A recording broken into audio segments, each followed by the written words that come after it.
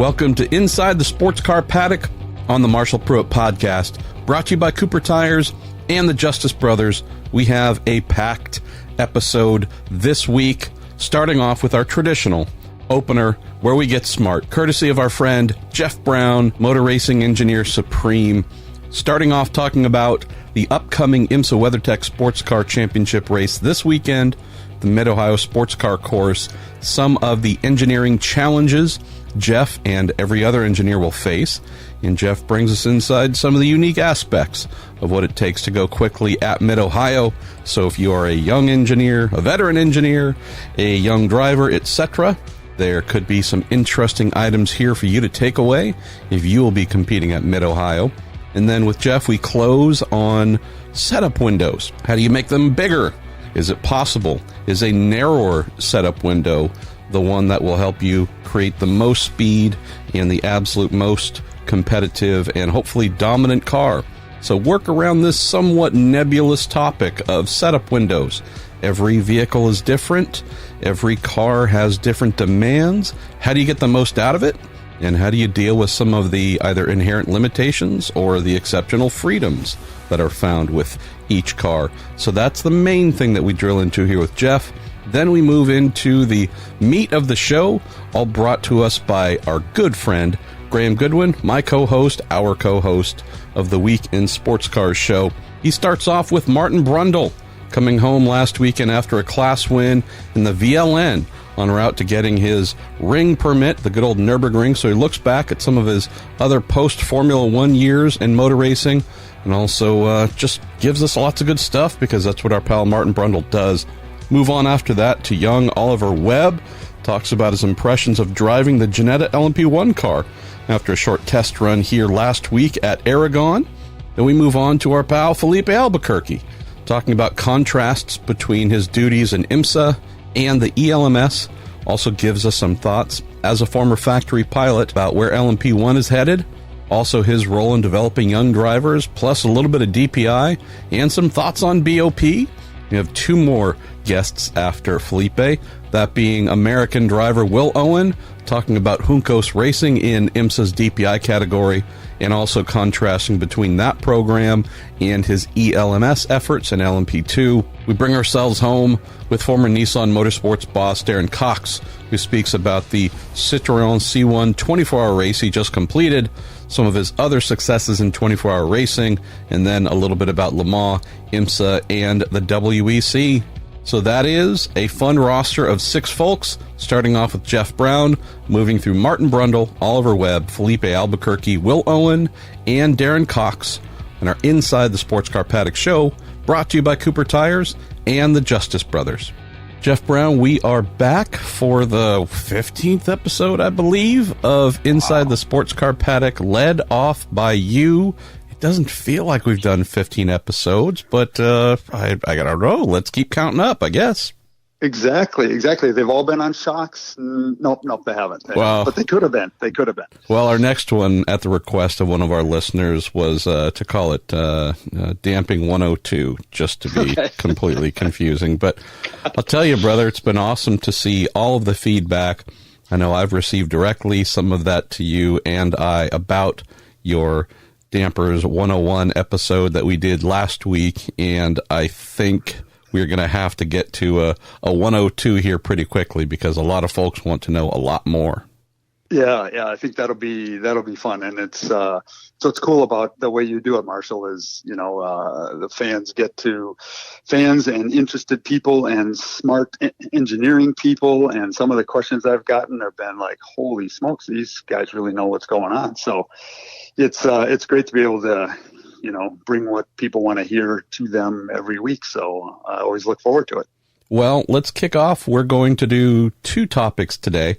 One of them has become a little bit of a standard practice, and that is we've had folks say, hey, when you guys are going into an IMSA weekend, can you tell us about the engineering challenges, the general technical thoughts that might be taking part in what you're going to be doing, Jeff, with the core Autosport Nissan on-road DPi, but just also maybe in general, knowing that there could very well be young engineers, young whomevers who might be there for a NASA race, SCCA, champ car, chump car, 24 hours of lemons, who knows what, but right. Figure we can try and educate folks a little bit about Mid-Ohio, and then we're going to close on the primary topic, which is setup windows, a definite black art, hard to define at times, but talk about setup windows because that's a huge factor of what makes a team competitive. But let's go. Mid-Ohio Sports Car Course coming up this weekend. IMSA WeatherTech Sports Car Championship round. Might have some bad weather here. What do you think about when you're planning, you're trying to come up with thoughts on how to make a prototype, a GT, or whatever, work around a place that might not have optimal grip compared to some other circuits? Right.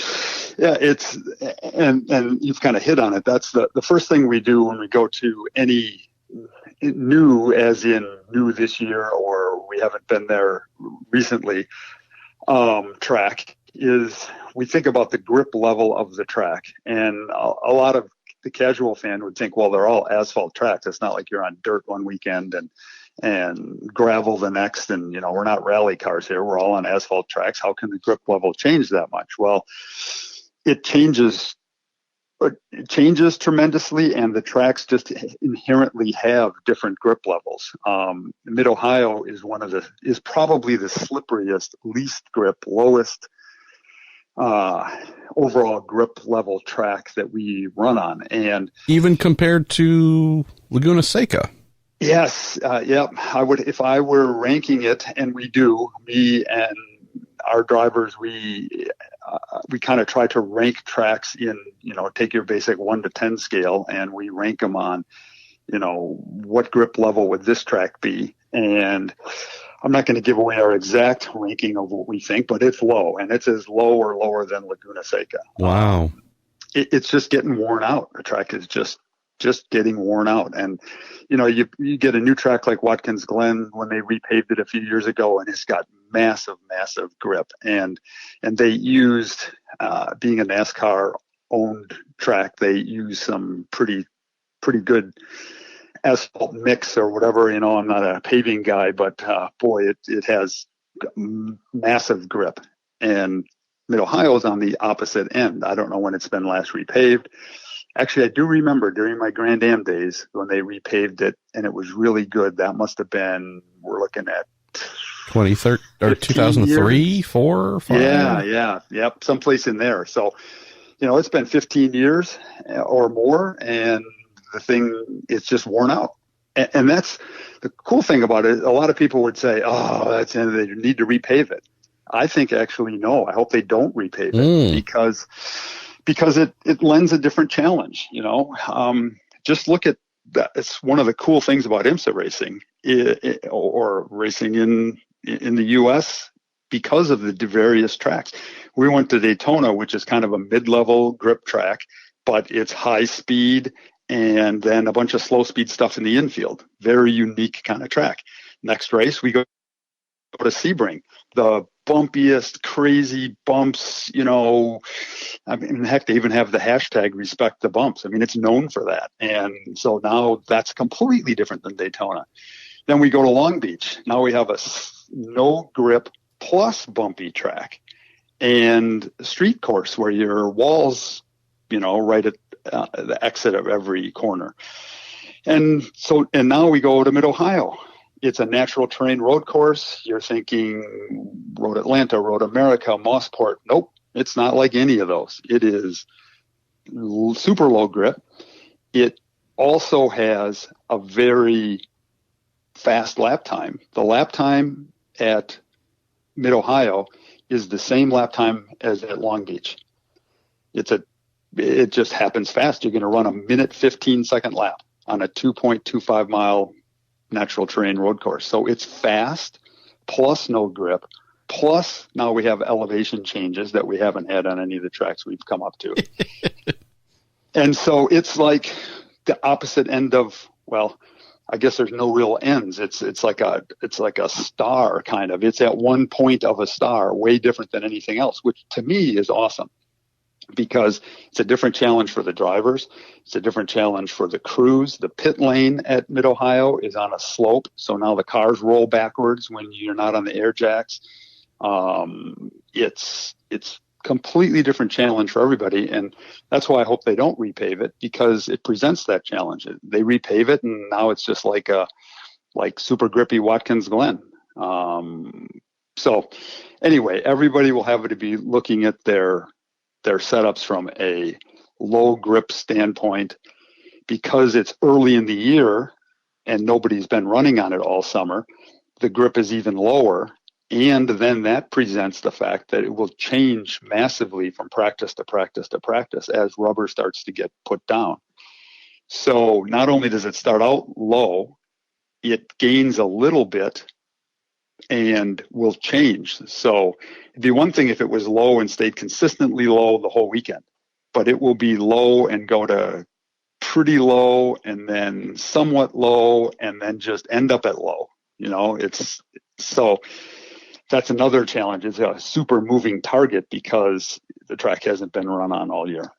So if we look at the grip challenge, you cannot magically add grip to your chassis.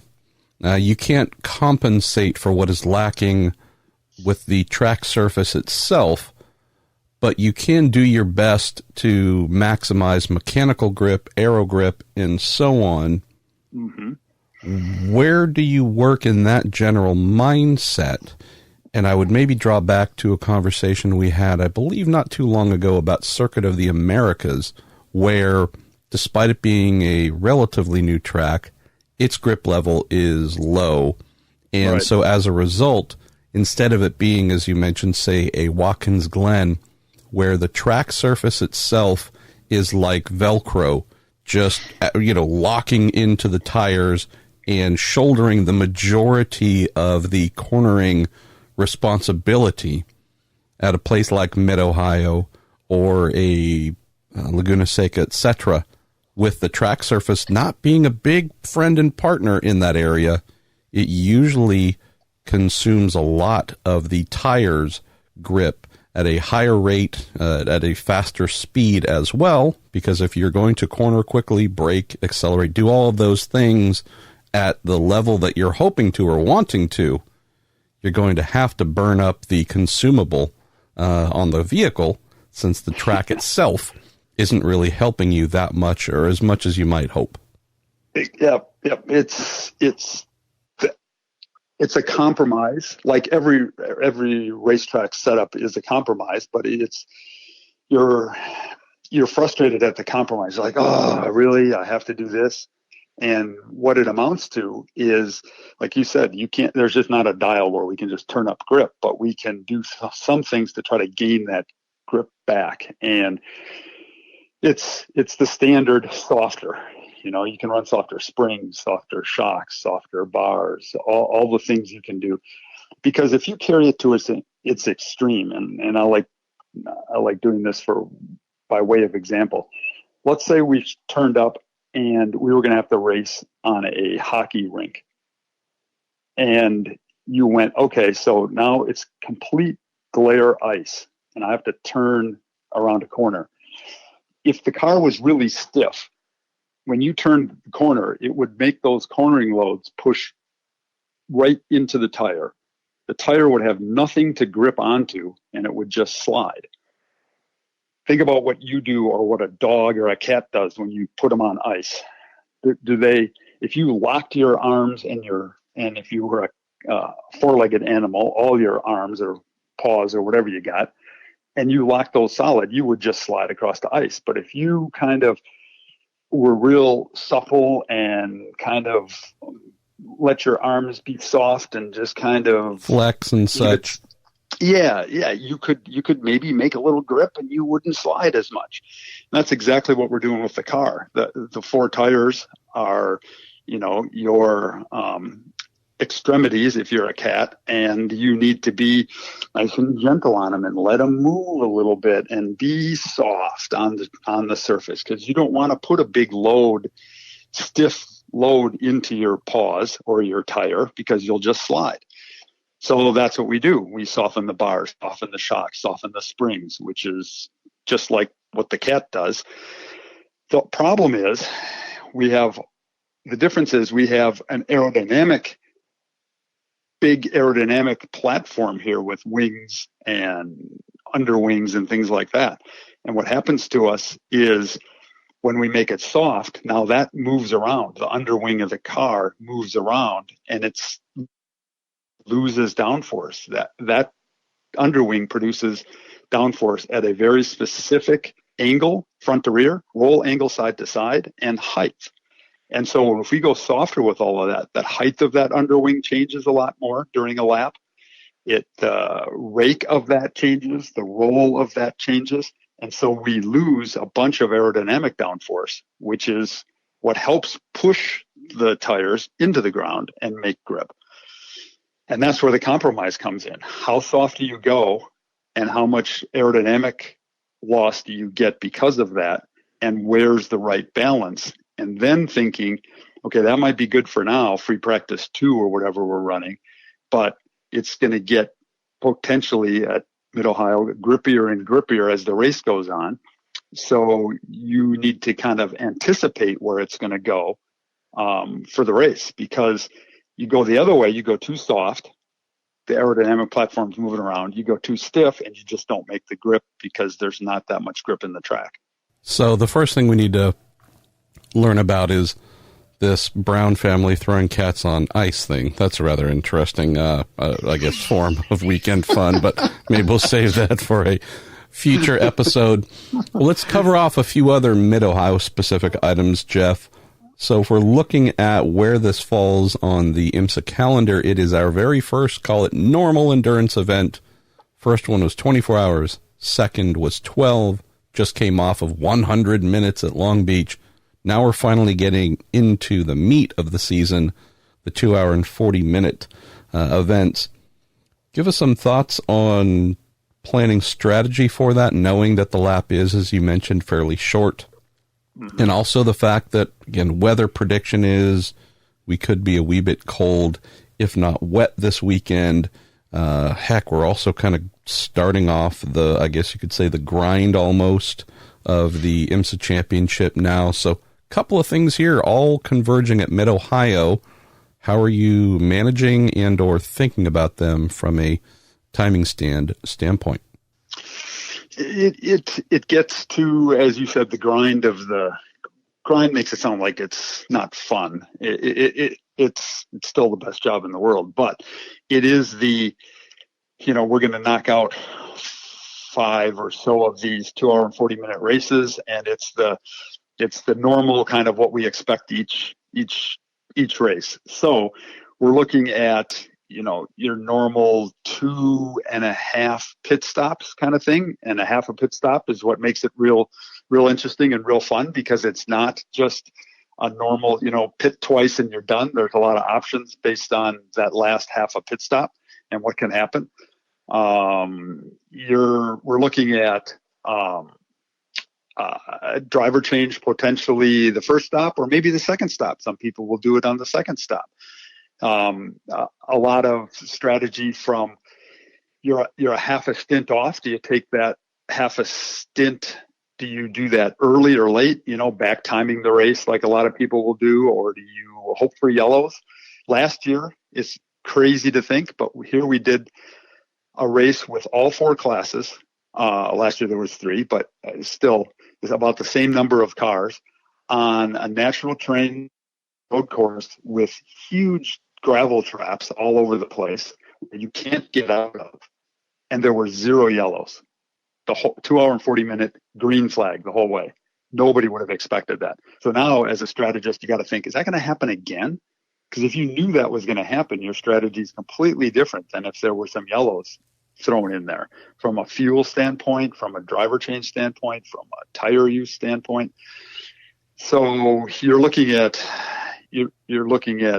a lot of variables, even though it's under 3 hour race and we just did 12 and 24 hour races. You think those would be more complicated. This is actually more complicated strategically. I wish I knew if there was going to be some yellows. The trend has been toward less and less and less. So maybe there'll be very few yellows, or maybe people are getting into that part of the season now where they start going crazy and a little more desperate for points because they're not doing as good as they think they wanted to, and we get some yellows. It's impossible to figure out. So the 240 races are really interesting because it's not straightforward on pit stops. You'll see some fuel savings to try to make that half a stop. Like I said, everybody's going to be in the prototype class about a half a stint off.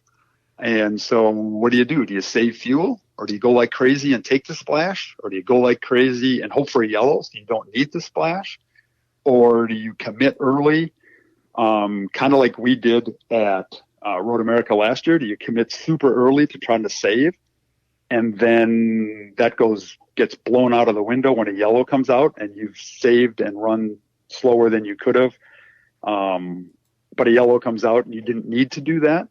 Or does it go green the whole way and you get lucky and it works out?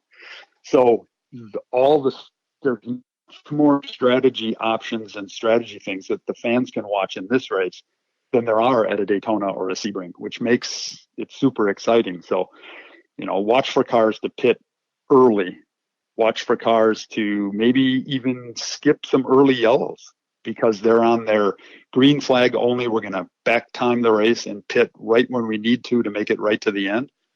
There'll be some interesting strategies played out, and that's what's cool about the 2 hour and 40-minute races, and it's why I'm looking forward to Mid-Ohio. Let me close on one other thing that came to mind that is Mid-Ohio-ish specific, Jeff. So We're talking about track surface dictating the engineering mindset. Knowing that you do not have a track that is going to help you very much to make grip. Knowing that softer in general, again, we're just talking very general terms across a variety of cars, softer is going to be faster around Mid-Ohio. How do you work with drivers of varying skill and, I guess, hand speed, where you might have some, say a Juan Montoya who comes to mind, whose car control is from another planet and is someone who you might be able to go a little bit stiffer with him in the car, even though the car would probably tend to slide a bit more and be something that is definitely harder to control. But with someone like a Montoya, he's a guy could handle that. But maybe if you're, again, since we're talking IMSA's 2-driver lineup, maybe his teammate is not so much in that crazy outer space, hand speed and car control world, and maybe for that driver, something a little bit softer would be the way to go. Is there anything you have seen in some of the driver combos you've worked with where you've maybe asked either the AM or the one who isn't an all-time great, let's say, to deal with something that's a little bit outside their comfort zone, knowing that when the real crazy pro is in the car, they could do exceptional things that might win the race? Do you push that far into that zone? Curious. Mm-hmm. Yeah, it's something that it's again what makes sports car racing unique, and what I think from a race engineering standpoint makes it fun and challenging is that we talked about compromises on the setup. For the track, you're also compromising for your drivers, and you have to hit, now that we're into part of the schedule, you have to hit your setup for your 2 drivers. And as you said, they're unlikely to want everything exactly the same. So it comes actually into strategy. The first thing you do is one of those guys will be finishing the race, and that's going to be decided upon by various factors. And I don't know how each team decides that.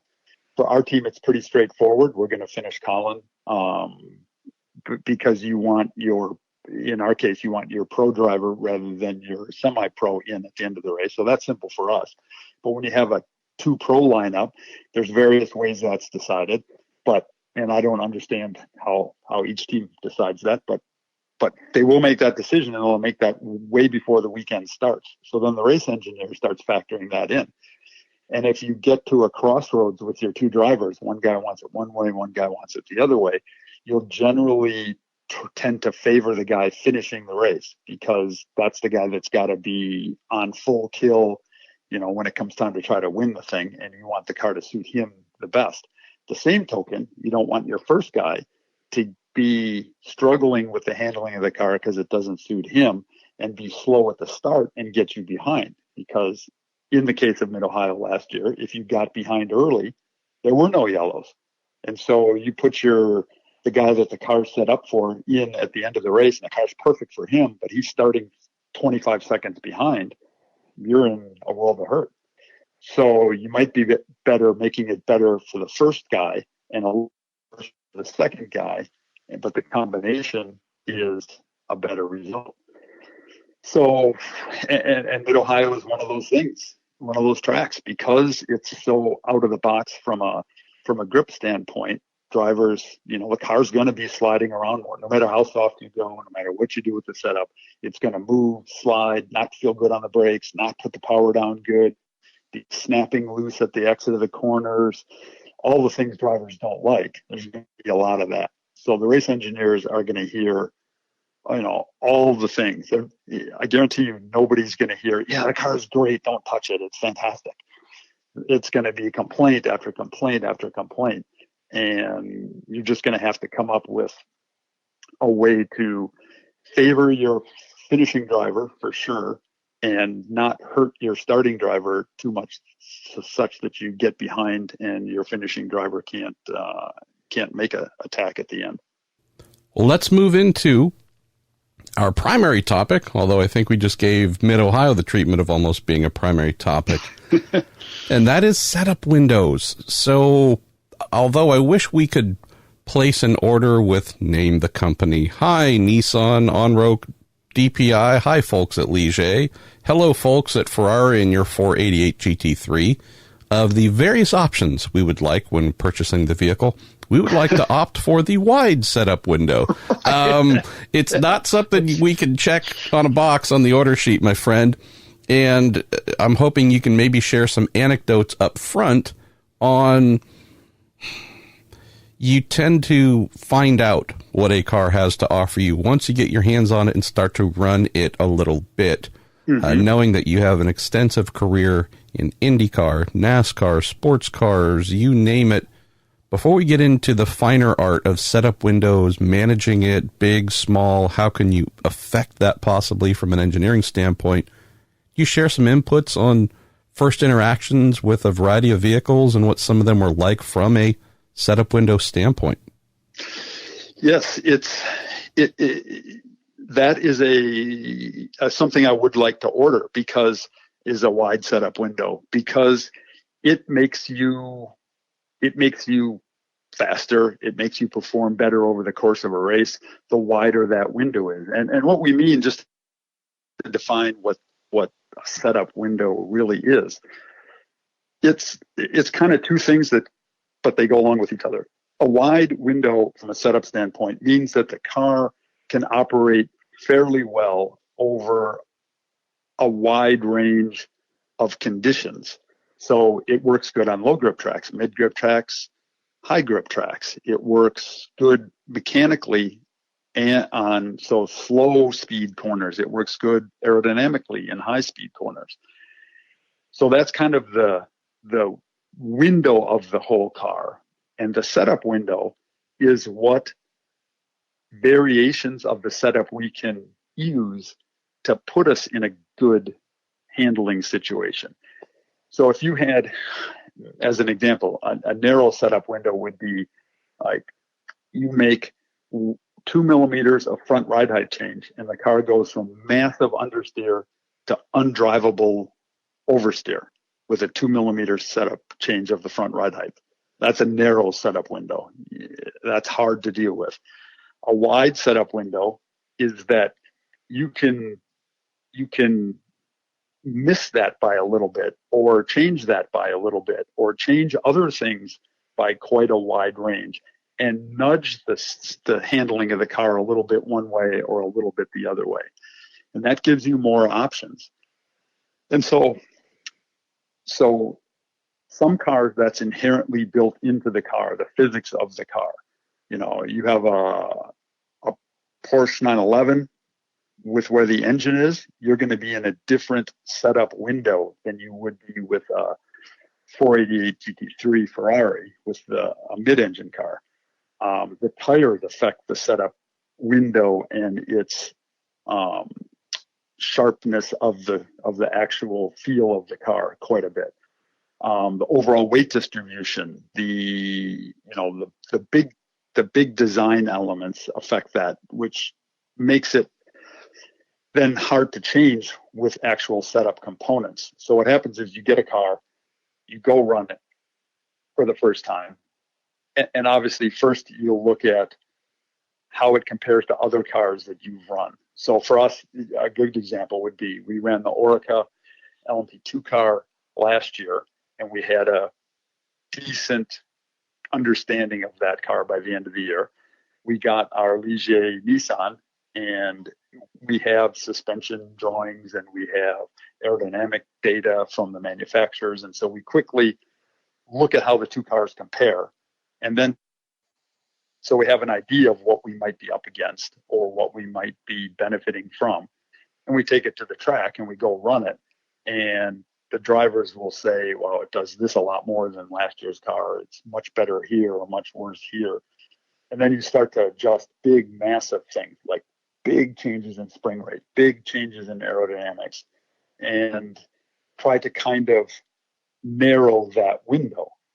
We're trying to narrow down where the setup operates the best.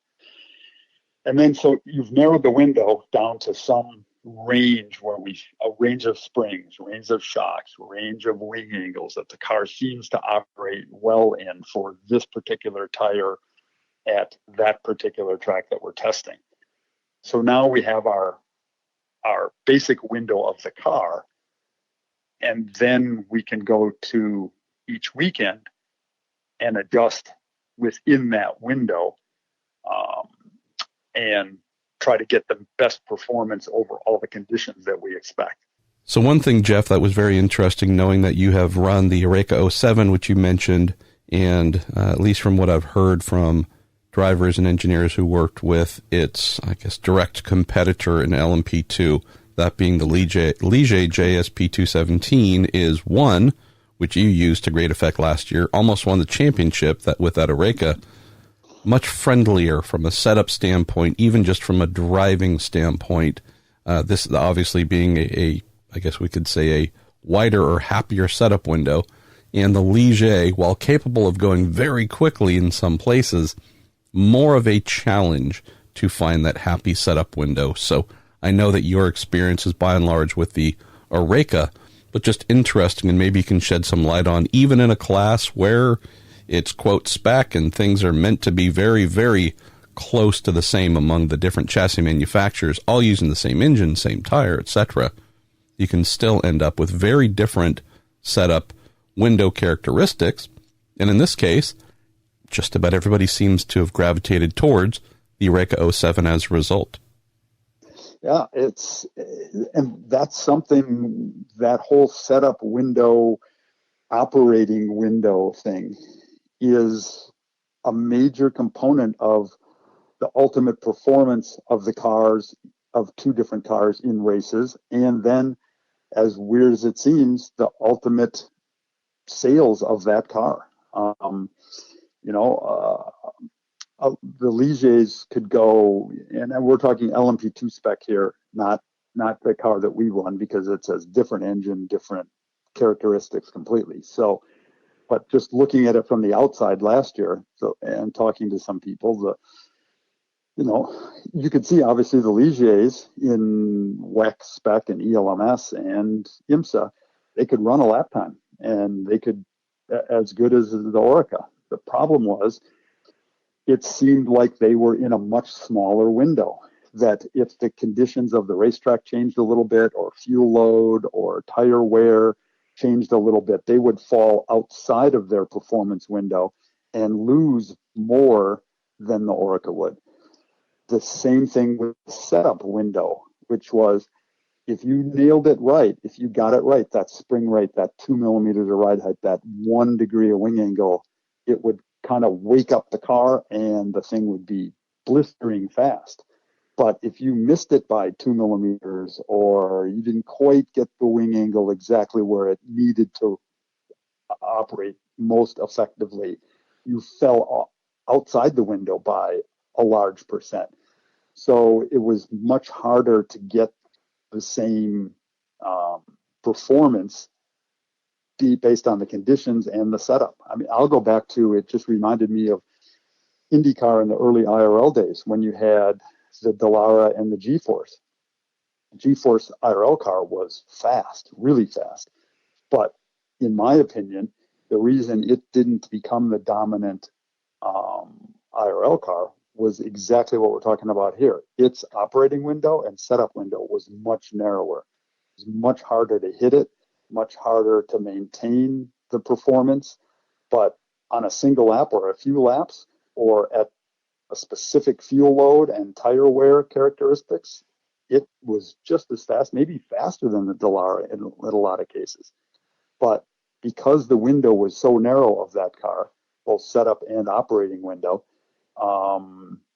it in the long run, and I'm talking long run of even just a stint, or for sure a race, and absolutely a season, the Dallara was the best car. And I think we've seen kind of a parallel there in LMP2 with Oreca and the Ligier. And that's by way of demonstrating how important that is, that getting that setup, that's not what race engineers are looking for, is just getting that setup so it's just blistering fast for a lap. That's actually what most race engineers would classify as second or third importance in the list of things they're looking for. We're actually setting the car up to make it operate over a wide window of conditions. And hopefully the car we're given has a wide setup window to allow us to do that. So we don't have to get that ride height exactly right. And it's a combination. It's not just the ride height, but maybe there's an exact ride height that goes with an exact spring rate that goes with an exact wing angle that makes the car feel okay. And if any one of those three, and it's probably more like 50 things when you factor in camber and caster and toe and all your shock curves and all of that, if all those line up just perfectly, the thing is unbeatable. But if they don't, if one of them is outside the window, the car is terrible. What you need is a car where you have those 50 things, and if 20 of them aren't quite right, the car's still good. That's what you're looking for. And one other thing, the race engineers can actually work themselves into a box where they have made the window too small, the setup window too small, because they've picked this spring and this shock and this anti-roll bar, and now the whole setup philosophy has put them in a box where they've made the window. Now the whole car is performance is based on what the front ride height is because of all the other things they've picked. Where if they would have done a different job with all the other things, their window may be more open and they may be able to have different ride heights or different wing angles and still make the car operate well. So it's not only the chassis manufacturer that dictates the window of the car. The race engineer with his own setup can work himself into a box where you're just stuck and it's like, oh man, if I don't nail this one particular aspect perfect, the car is going to fall out the window and be junk. So let's go ahead and round out, Jeff, on a topic that I think within this setup window frame might be interesting to get some feedback on. And it's that knowing how, in 2019, most of the cars that we work with on a pro racing level, even amateur racing level, we're talking about things that are homologated, highly controlled spec, something where you can't say, hey, I don't like the way the rear suspension performs on my spec Miata. And boy, I really have to nail that springing and anti-roll bar and whatever combination perfectly. So I'm going to machine some new pickup points. I'm going to move this and I'm going to change that. And that's going to create a wider and happier setup window for me at the back of my car. knowing that that isn't so much of an option in so many forms of racing, any things you can think of or suggest working within that, again, kind of spec, don't touch it, got to work for the most part with what was delivered. Any things that come to mind where folks might be able to expand that narrow setup window even a tiny bit? There are some.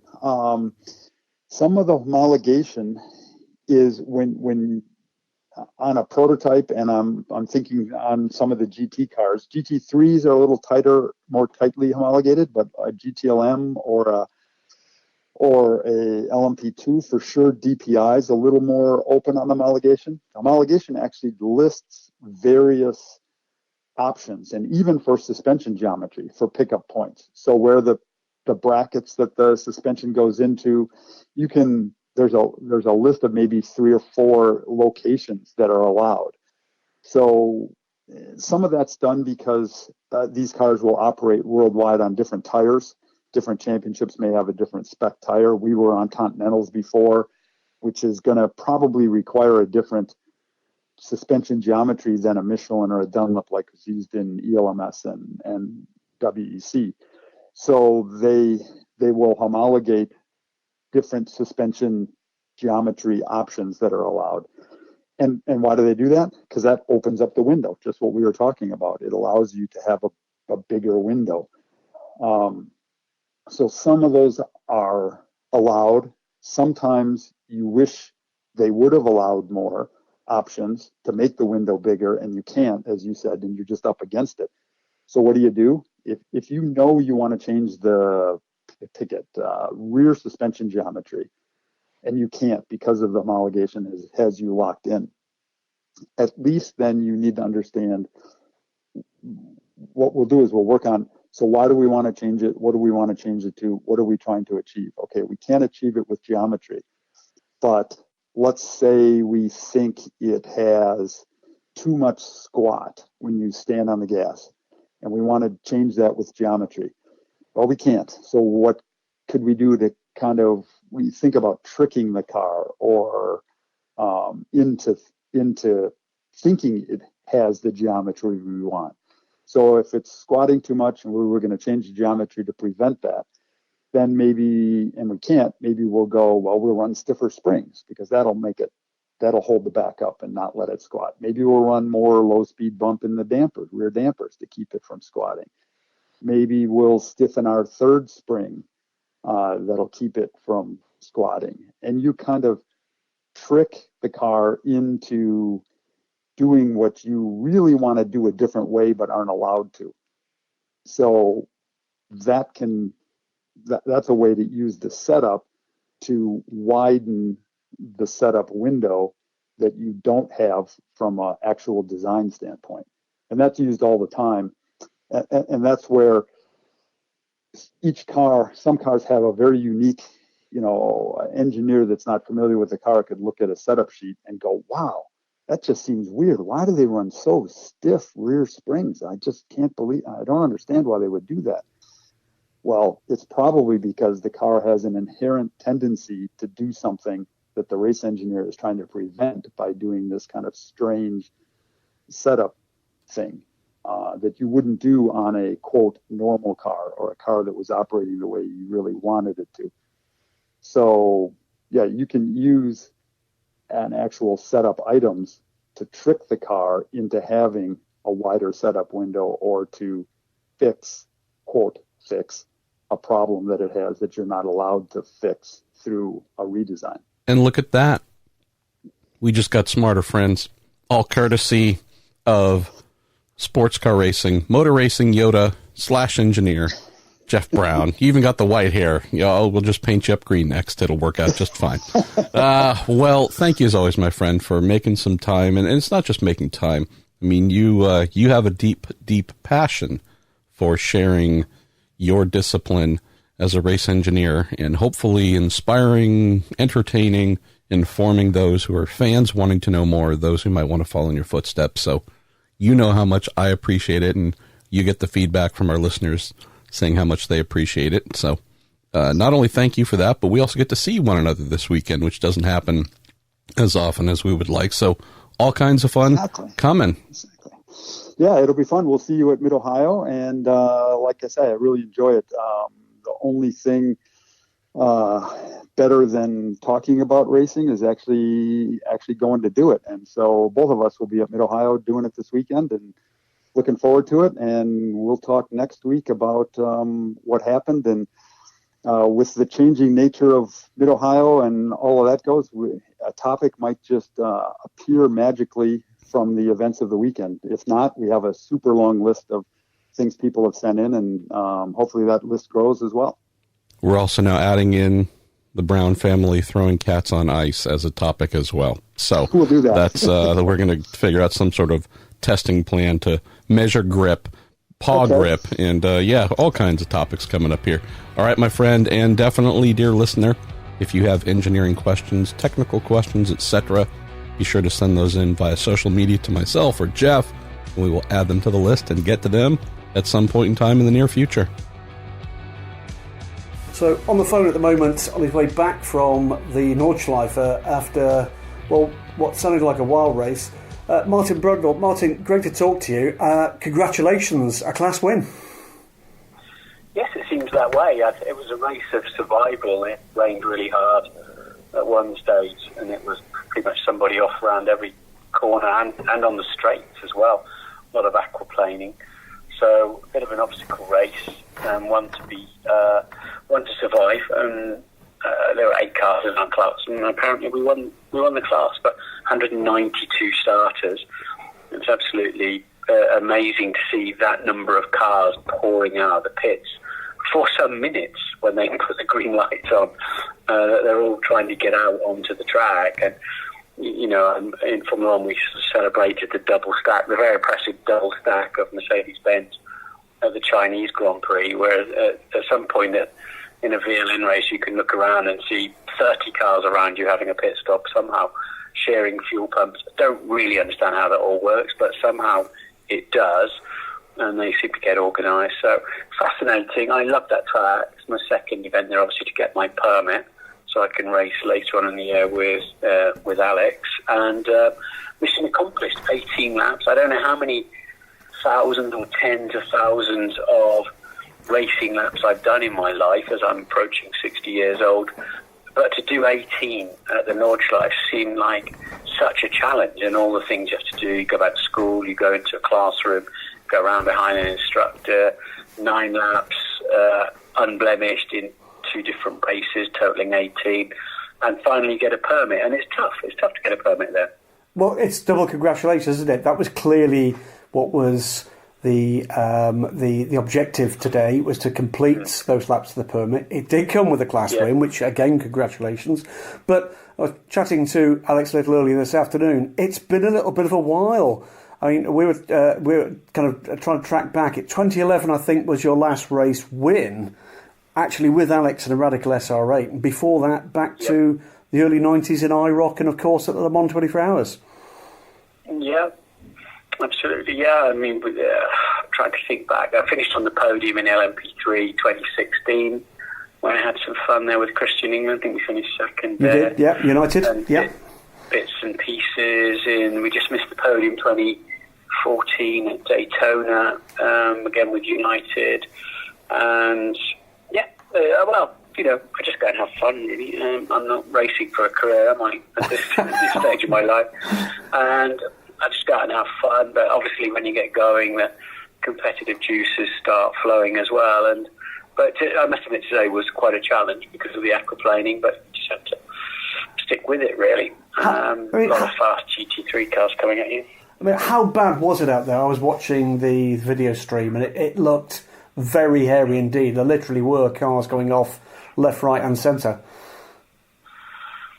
Well, I mean, it's an unusual track. It's nearly, 25 kilometres, the version we use for VLN.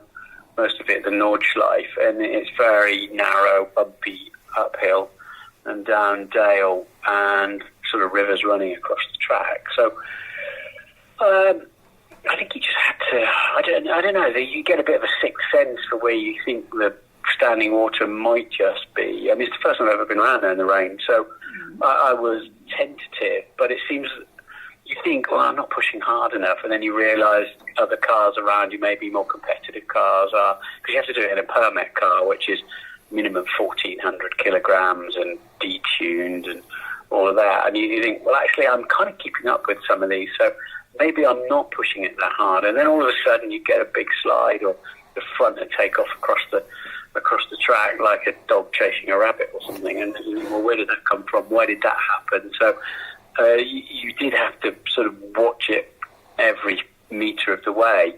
But I think that's the challenge of the place. I just adore driving around there. Well, we'll wait and see exactly what it is that you've got in store. We've had a flavour of that talking to Alex, but no announcement yet. Can't wait to see what comes to that. Anything more left on that kind of that's bucket list that you'd like to tick off? Well, I think so, yeah. I mean, I was jealous of Alex last year doing his permit, and I thought, well, for a 60th birthday present, why don't I do that? So that's the purpose of it, really. And then, obviously, I'm hoping to race there with Alex later on in the year at the Nordschleife with Aston Martin. And I've driven a lot of great circuits in the world over the decades, but there were one or two on the bucket list I hadn't done, which was the Nordschleife. It nearly happened. I won't bore you with that story now, but it was a slightly terrifying. Tom Watkins parachuted me in one day and said he would just follow him and he'd teach me the course, but I now realise I would have probably had a massive crash and hurt myself. But luckily my teammate crashed on the way into the pits on that particular instance in the 1980s. So I'd never done the track. I wanted to do it. Bathurst would be another target I quite fancy. Other than that, I think all the great circuits that you can still do, I've probably done in many respects around the world. It's a cracker. Listen, for now, we'll let you get on your Eurotunnel on the way back home from that class win. Martin Brundle, congratulations again, and good luck for whatever comes later in the year with Alex. Thanks a lot. Appreciate it. Well, at Motor Lane Aragon and with Ollie Webb. Ollie, you just what can you say? The timing was immaculate. Just as you were going to get in the car, down came the rain. The team decided to actually put a wet setup on the car. You've been out on what looks like a drying track. First thing is, how was she? Yeah, really nice. Very, very predictable. It's always a tough thing, like you said. Obviously, it rained as soon as we kind of got in, and having not been in the car for about 6 months or anything other than a GT car, really. I was expecting it to kind of blow my doors off straight away, which it did in terms of the speed, but the car was very, very progressive to drive and very user-friendly, which actually helped, really, in terms of getting back into the swing of things, because as most drivers know, blowing off the cobwebs is half of it before you can even start concentrating on the car. But very, very usable car. And yeah, very pleasantly surprised, because in greasy conditions with a bit of wind, the first time the car's been out in the wet, I thought it was going to be all thrown at me at once. First time this car's been seen out of a brief test at Silverstone with the AR engine. I know familiar with the older versions of this. Tell us about the drivability with that. It has been a unit that in the past, in its previous iterations, has had its issues. It seems to be completely different now. Yeah, I mean, I don't know enough about the changes they've made, but from the kind of 3 or 4 laps that I got today, it seemed to work really well. Very, very drivable. A big thing in these cars with the amount of power and torque they've got, with how big they are, is being able to short shift and get around the small bits. So it's often, as amazing as the Porsche curves is, it's often the tighter, smaller corners that win or lose you lap time when you're qualifying around Le Mans.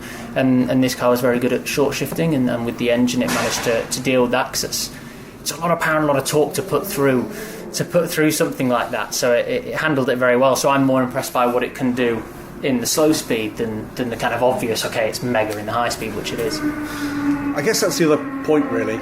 You've had real success at LMP2. You're an LMP1 driver. This is a new car for you. Tell us a little bit about the difference, not between the P1 cars, between P2 and this, about the driving experience, about what is it that appeals? Well, it's like a free facelift, really, in an LMP1 car. It's the most expensive facelift you'll ever get. I haven't driven the brand new P2 cars. I was in the last year of the older P2 car.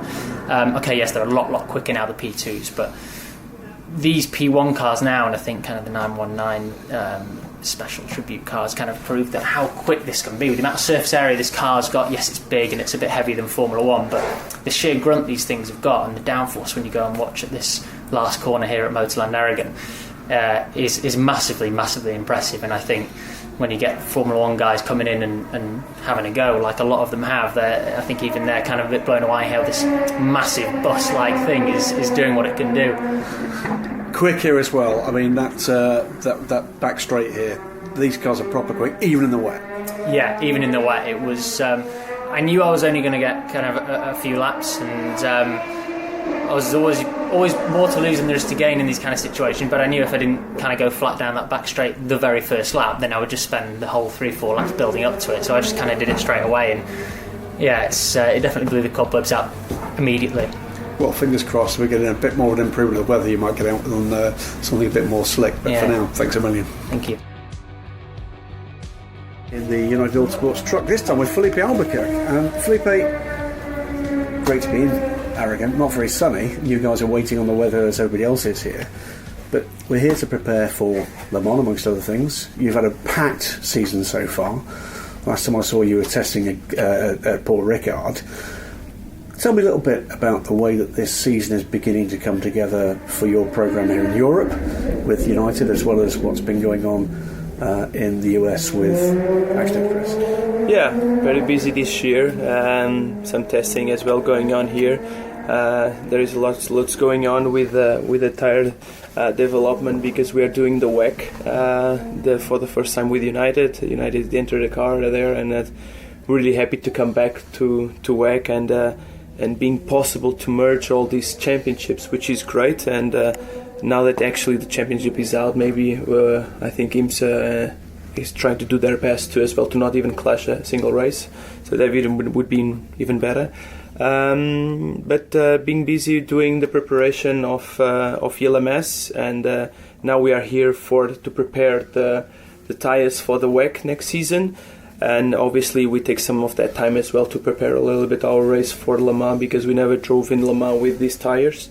In America is all quite steady as we like, in a good way, because after those shift of regulation in 2017, it's quite steady, and it's a great format. It's going well, and I'm pretty happy to repeat it again. It's just great racing, and we won the last race, and we are just fighting for the championship, which is great. And let's hope that I think it will be a championship until the end. You're one of a pretty select group of drivers that's driven more or less every generation of LMP car, 2 and 1, over recent years. Tell us a little bit about the two cars that currently form your day job. The car that sits behind us in the garage, the Ligier with the Gibson engine, and the Caddy DPi. Just tell us a little bit about where they stack up in the great scheme of things over the last half a decade or so. Well, coming a little bit back as well on LMP1 when I drove the Audi, it was a fantastic program, but unfortunately not as sustainable, because the amount of money was going on there was just crazy, and hardly will come ever to that, because I remember to have some episodes of let's do that and let's do this, and it just 10 million was not a question. It's just let's do it, and I don't like this, and it was, in a way, it was a great project, because it was like, I used to say it's like Aladdin. You have like the lamp, and it's like you just make a wish, and that wish it was eventually will be made. The question was always if it was on time or not. But if that was definitely priority, you just put it on top of the list, and that would be going on. So in that way, was great. But we're in a different world now. But it's a different world, and in the end, so now we have the LMP2. I think it was a very well organized and clever regulation for everyone, and the result, I think, is out there with so many teams buying the car. And I think what is a clever thing about it is, like, you can see a team doing LMP3, and which is a reasonable simple car, and a general driver can drive it, and or more a non-pro driver can drive it, and it's great that pro drivers cannot drive it, so it just like separates the waters in a way. And then this team, after 1 or 2 years that they go around, they know how it works, they can upgrade to an LMP2, and they can run an LMP2 without issues because it's kind of standard parts for everyone. So that's very clever. It would have been cool now still to have, like, you know, Dallara and Ligier seemed to got there now with the tires, at least in the last year, to be on the same level as Oreca, because Oreca did an outstanding job and we should not take the credit of that. But in the end, Oreca needs to win to someone. Yes. And that someone needs to put cars, and then it's Ligier or whatever brand you want to call it, but now it's like Ligier, Multimatic and Dallara, and it would be good to be on the same level, so the main sell cars companies can have more cars in the grid, and that would be good for everyone, even for Oreca. And that's a difficult thing to reverse engineer into those regulations, isn't it? Without things like no one really wants to see, like balance of performance in the class. It comes down to someone's built a better train set. Some would argue they had a head start with having the same chassis they'd had for previous years. Yes. But the reality is we are what we are. You guys did an awesome job at the end of last season. Yes. With wins on the Michelin tyre. We've got a tyre battle underway now. Yes, in true. the LMS, which again, you're smiling because we love that. It is. But I think in the end, and let me maybe go away a little bit of in the end, the spirit of racing is about winning, right? But to be winning, you need to be winning against someone. If in the back of the days, and it was the glorious days of LMP1, we're talking about 6 cars. Well, back in the time, Toyota was another match thing because they were not spending half of the money that Audi and Porsche was spending. So I remember to pass the big, Buemi or a Toyota, seeing it, just get out of the way. I was even flashing them because they were not a competition. Porsche was a competition. But still, it's not great racing. I think great racing is like when we see 18 cars in the LMS, or let's say 11 cars or 12 cars in IMSA, and it's great racing and banging doors in there and with prototypes. That's what I'm calling about racing. Doesn't matter if there is like a high technology car in there that no one understands it, but the engineer and barely the driver understands to how to make that thing work going around. So it just needs to be like good racing and finishing close and battling to the end after so many hours. So I think that's the concept. And then just the finishing is, I think what is important is like everyone should be able to have a shot to win. Okay, if they are not good, they need to understand what it's like. Is it drivers? Is it strategy team? Is it the car? Is it the tires? And then you get there. But one thing that I think, in my perspective, we don't want to see is like what is happening in F1. It's like Ferrari or Mercedes. No one else won a race in the last 10 years. That's boring, and we don't want that. I would like to win all the races, but that's not good for the show, and it eventually will end my racing because no one will be watching. And I don't like BOP, but I understand the concept, and I understand that I need someone else to beat, and I need people on the grid to be able for myself to stand out. Yeah. So, and yes, we have to accept BOP in a clever way and in a fair way, and ELMS is doing that with the LMP2 cars. I don't know to an extent it's fair or not fair. It doesn't matter. That's a different question then. Yeah. But I understand BOP, and it's even if a racing car driver that normally no one likes, I still understand the concept behind. It has some advantages. Exactly. It gives us depth. It gives us variety, for that matter, as well. Definitely. Let's talk about IMSA for a short while. I mean, IMSA, when you walk into that paddock, the depth of the package with the support races, etc., the quality of the teams, particularly at the top end, is pretty stellar. Yes, it is. It is. Part of that, and you've been a successful part of that. People have noticed, as they quite rightly should, your abilities, and you're now part of a team that is going to be battling away for race wins and championship wins. Tell us a little bit about, from your perspective, coming into that. How does that feel? How does IMSA feel in terms of the orbit of world motorsport to you right now? Well, going to America, it's very interesting and nice, and it's refreshing because it's just a different approach on racing to Europeans have, and I think after spending a little bit of time there, I think they are right in a way, because I think in Europe we complicated things too much, and there in America it's just like we created a format and they stick for it for long years. And why to do an upgrade on the front nose that barely no one sees it, and you spend there like a lot of money and testing and doing whatever. And just stick to standard. That's it. This is the racing. Help the other guys to improve their skills, to come to a good level and go. So in the end, it's about the show and about investing 10% and getting in return like 80%. And that's, you can justify that to the big companies, to the manufacturers and whatsoever. And then so the show goes around. But if you the investment is bigger than the return, it's going to be about passionate CEOs that going into it. And then when this CEO goes away, because one way or another, because it ends this cycle of running the job, then everyone is scared in the company because he knows that, oh, the CEO goes away. We don't know if the new one likes so much motorsport or if he likes, sailing boats or whatsoever. So maybe the wind goes to change. So in America, that's clearly it's stable and it does not change ideas as the wind changes in Europe. So that's what I love in America, and they stick to big engines. They need to create a compromise to, for example, what Mazda is a smaller engine, and we have a huge engine in a Cadillac. But in a way, we make it work.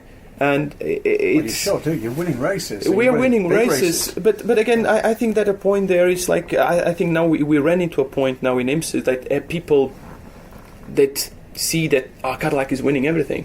But it's, yes, we're winning because, okay, we have maybe 1 year on top of Acura, not a Mazda. Mazda did a great evolution, but we're winning races because we are being spotless, like on every single point. Like Mazda, I think they could have won Sebring, but unfortunately had a crash when it was damp. One of the drivers had a run-out area, and that cost them the win because in pure pace they were there, and strategy would be more or less. The last race, Acura maybe was the ones to win. Well, Cadillac, the 31 was very, very quick, but I didn't have the pace. They were like just in a different level than anyone else. But sometimes happens. But Acura would be the second contender to win the race, in my opinion. But we outran them in the strategy because we just didn't change tire and then see what it goes with the track position. Luckily it went on and we got the win, but not because of BOP and not because it's for Cadillac. It's not, and I think that's a very strong important point for people to understand that it's they're trying to, it would be it's good, the package. it's the package, it's the whole thing, and they're good, but and I don't want to say bad, but we have seen some mistakes from Acura and eventually some Mazda. Last year Laguna Seca was their race to win. They were like by far the quickest. They didn't have to even to push that hard in the traffic, but eventually came the mistake and they would have the win and Laguna, which is so important for them. It didn't happen and they keep having like a great BOP, but I still understand it.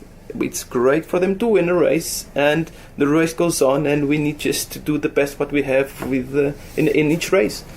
Joined in the, we'll call this a driver's lounge, shall we, in the truck for Autosport.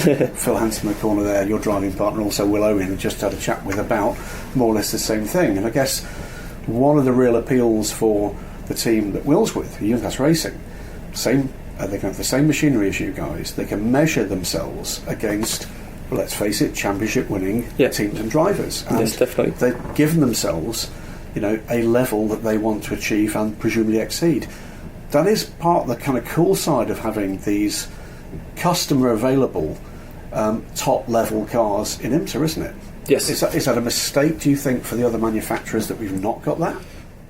I think my opinion on that is like it would be interesting, but to have like first of all a non-exclusive team to a manufacturer. Yep. So this is me if I would be running, but then obviously there is some politics. I will go there into that. But for example, it would be nice that Penske would not be the exclusive Acura guy, and it should be at least to one more team. So at least as I was flying 2 cars, we would have 4 at Penske's. Yep. The same to Mazda, and the same to a Cadillac, and to any manufacturer that comes in, and that would help for the show because the chances of a Cadillac winning, it's more than double than any other manufacturer. So and then attract other teams to come in. So, for example, for Juncos that is new and JDC, they have a path to go because they are learning about the car, but they are there. And in America, somehow the strategy, you can do something a lot in there, and some races they've been already with great pace, but they are learning, and we know that our time of our gap is getting reduced, and eventually they will be there. In a way, it's great for drivers and teams to measure their strength about big teams and big drivers, and that they're already established. It's a hard task, but no one said it will be easy for either ways.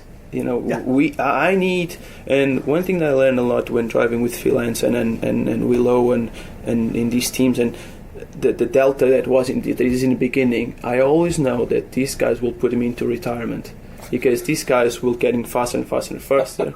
They are absorbing everything I know and what I do, and they look at data and they get. Yeah, they're high-fiving over there. It is. It's just because, but I know that, and I have it in the back of my head, and I have no problem with that because just the life is like that. It's the cycle of life in the end. Well, you say about the cycle of life. You actually anticipated what was going to be my last question. We got the two boys here. It is a shift in your career path here, and very many race drivers, particularly in sports car racing, as that career path moves forward, find themselves in a situation where, because we've got so much that is now Pro-Am or Gold Silver, yes. I'd rather say, rather than Pro-Am, that you do find yourself in a mentoring capacity. Do you get a buzz out of that? Do you enjoy that aspect of it? Yes. I enjoy, because I don't let myself get into a position that I really don't like, and if it's a spoiled kid, and that. Let's not talk about it in front of them. But I tell them this straight away. Like, if you think you are here the boss or whatsoever, just go home. I don't care. And for me, the priority is being a professional driver, and I am. And my main program is IMSA, and I'm enjoying a lot driving with United, because in a way I'm.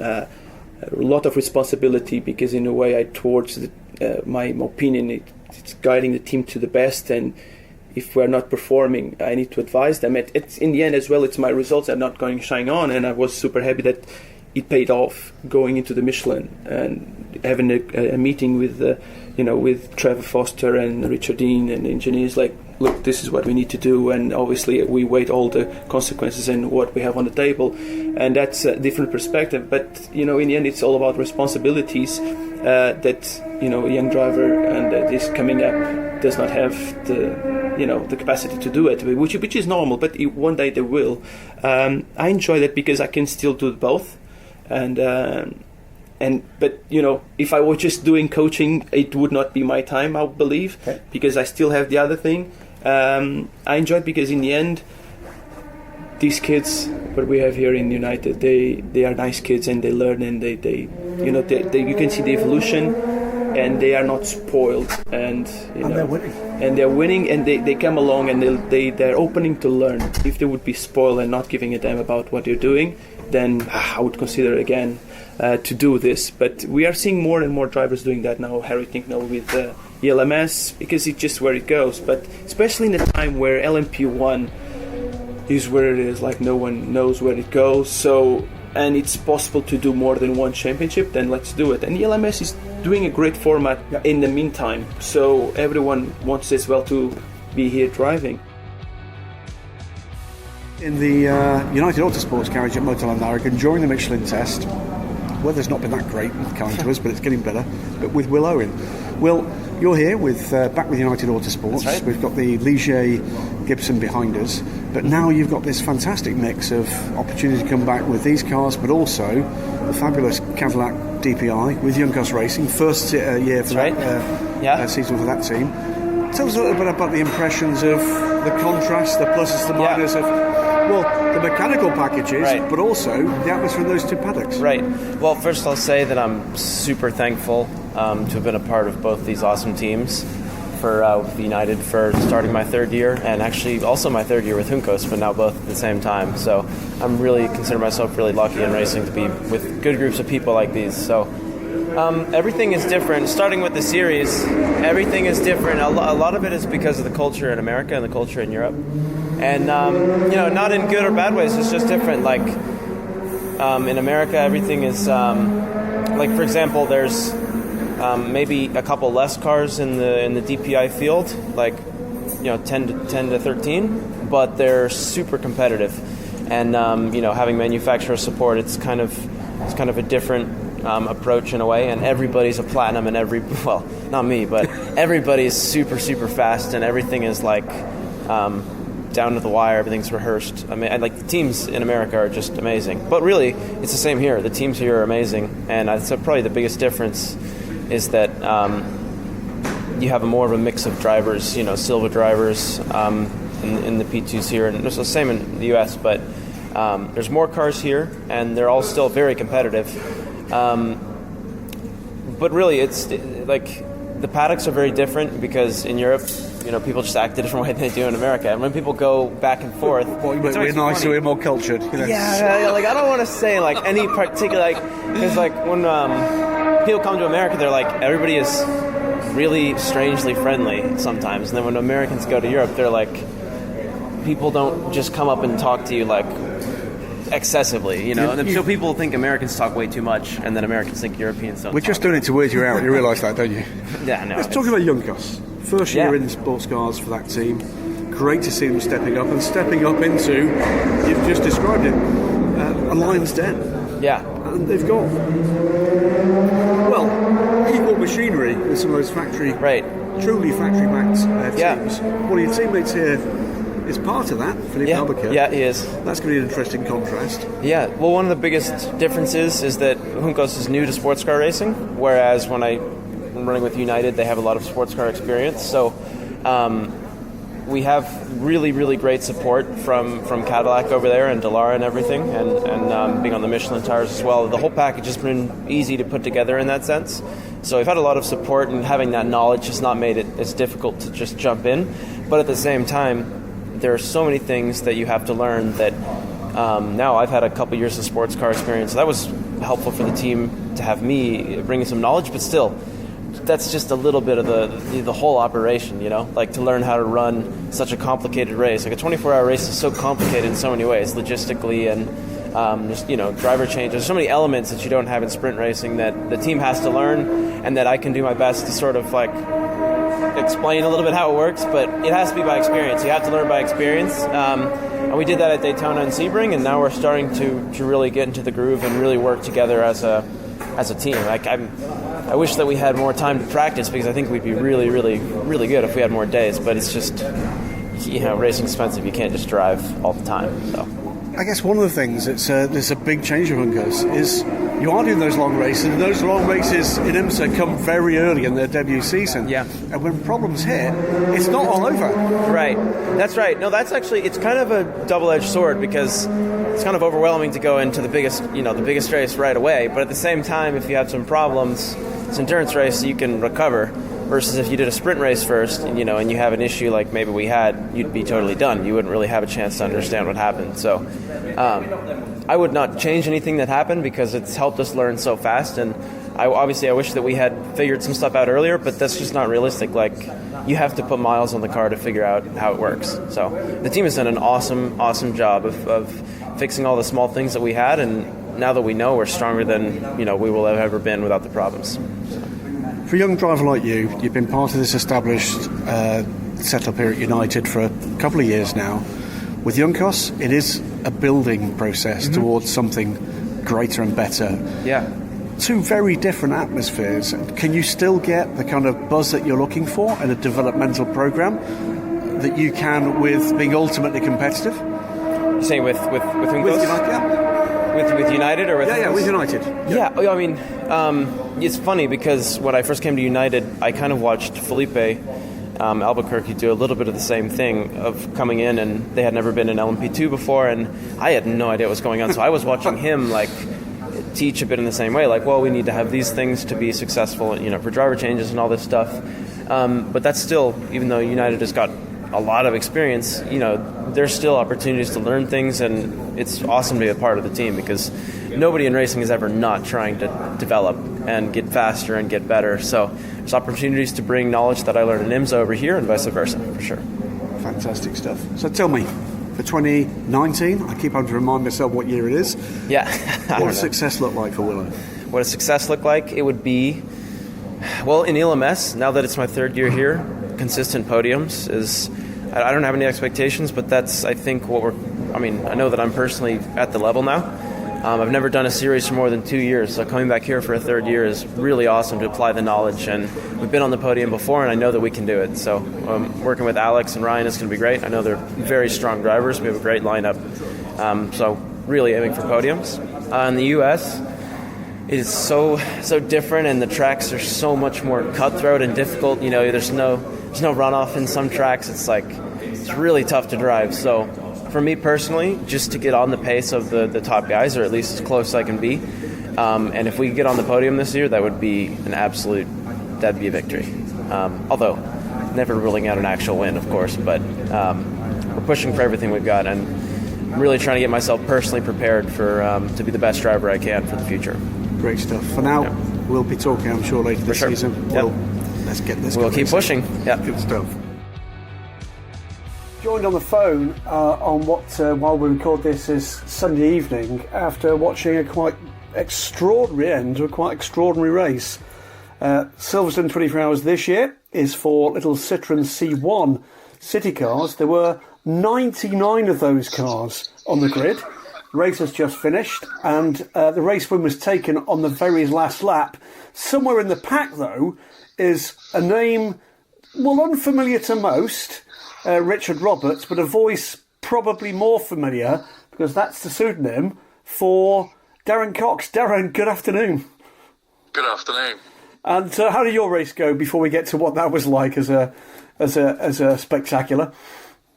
Well, we were doing it for some fun. It was sort of a late Christmas party, if you like, for one of my teams that worked with me, and we decided to go and buy one of these little Citroen C1s and have a go at the Silverstone 24 Hours. So it was fun. There were some people taking it properly seriously. There's some very, very good drivers. I've just seen someone walk past that's well known to you and your listeners. Marino Franchitti was one of the drivers on the grid. So yes, there was a very widespread of preparation and amongst the cars and drivers. I'm hearing that this club alone has caused a spike, the first increase in licences issued by what was the MSA and now Motorsport UK for a number of years, just because of this race. So you think there's 450 drivers here, and there was a lot of crosses on the back of a lot of cars indicating that they were novices. It looked like absolutely awesome fun. Give us an idea about kind of the purchase price and budget to get one of those cars into racing with the safety kits, and what's it cost the team to do that race? Well, we bought a car that was already done, so that you can pick those up anywhere between sort of 6,000 and 7,500 with variety of spares, packages and history. I'm sure there's a lot of very, very second-hand runs available on eBay as we speak now. But if you want to build your own, if you're that way inclined, you can pick up again on aforementioned sales website, somewhere in the region of 750 for a sort of well-worn example. The kit is around £2,000, and then there's various other bits you need to buy. And I'm told if you do it all the work yourself and are frugal with it, somewhere in the region of £4,000 or even less would be a reasonable price to put one of these together. Now, you are a champion in 24-hour racing. It's not something that many people will know, but winner of the then Brit car, I think it was, 24 Hours. The Graventek. Oh, Graventek, of course it was. Yeah, it was Graventek, yeah. In the BMW M3. Do you regret entering that under the pseudonym? Absolutely not. I think it's an amusing story. When anyone asked me why race entries as Richard Roberts, and the story behind it was when I was with my previous employer, it was frowned upon a little that I would race myself. So just to avoid any embarrassment, probably on my part for my results normally, I decided to pick a name, and Richard Roberts was the one, named after a famous driver in a comedy film called Talladega Nights, and the main character played by Will Ferrell is Ricky Bobby. So the English version is Richard Roberts, and yes, that's how I've raced for the last 4 or 5 years. Now, come on, we're probably out of the contractual obligations. There was another reason why you raced under a pseudonym when you were remind me, director of motorsport for Nissan? That was one of my job titles at the time, yes. And what were you racing, Darren? Well, when I made my comeback, as it were, after racing when I was younger, post kids, I did start in a Toyota MR2.